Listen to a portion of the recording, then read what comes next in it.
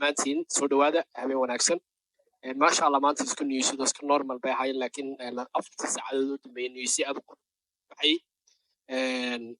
caawa waxa ugu muhiimsanaa news mar dhaweyto aqalka cad ee maraykanka u shaaciyey in ay sheegeen in ruush maxay tolayaan shiinaha ay la galeen heshiis ganacsi britolena ay shaacinayaan warkaas ayaa suuqa mar dhaweyto gelgelay waxaad moodaa in suuqyada waxa yar la bamgareeyay laakiin haddana bamgareyn fiican kuma socoto laakiin britole si fiican baa loo bamgareynayaa sidaan aaminsanay anu newskaas hadduu dhab noqdo insha allah laakiin trump layskuma hadleyn karo boqolkiiba boqol ka fiirsasha ayuu baahayay newsada waxa ugu muhiimsanaa madaxweyne trump wuxuu sheegay in maraykanka iyo shiinuhu ay ku heshiiyeen dib u hagaajinta buuxdana ay ku sameynayaan wadahadalladoodii ganacsi sidoo kale madaxweyne putin wuxuu sheegay inuu ruushku diyaar u yahay wadahadallo nabadeed oo toos ah oo lala yeesho ukraine madaxweyne trump isagoo mar kale maanta hadlaya wuxuu sheegay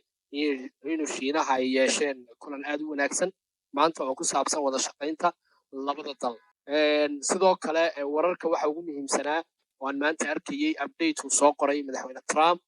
waxaanu sheegay isbuuc weyn ayaa soo socda buu yidhi marka suuqyada isha ku haya insha allahu tacaala britole laga bilaamo waxaana rajaynaya in maxay tole dhaqaaq weyn suuqu sameeyo oo ka weynkii wiigii hore markaa suuqa isha ku haya sidoo kale michael saylor wuxuu soo dhigay saylor bitcoin trackerkiisii taasoo ah tallaabo muujinaysa inuu britole btc iibsanayo ama uu iibsaday oo uu soo shaacin doono sidoo kale wararka waxa ugu muhiimsan jeebweynayaasha weli waxay sii wadayaan iibsashada bitcoin waaladiyada haysta 1,000 ilaa 10,000 oo btc badanaa waxaa leh shirkadaha macdanta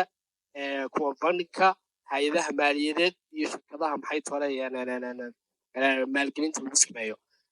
wararka sidoo kale waxa ugu muhiimsanaa afhayeenka aqalka cad ayaa sheegay maraykanka in madaxweyne trump gaar u yahay inuu isagu bixiyo cashuur dheeri ah si uu taageero shaqaalaha maraykanka sidoo kale madaxweynaha madaxa cryptocurrency wuxuu sheegay in stablecoinska madow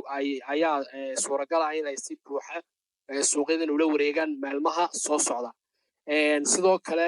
faahfaahin ayaa kasoo baxaysa shirka lagu qabanayo 2025 sanadkan las vegas bisha june kaasoo uu la sheegay inuu kaga hadli doono madaxweyne ku-xigeenka dalka maraykanka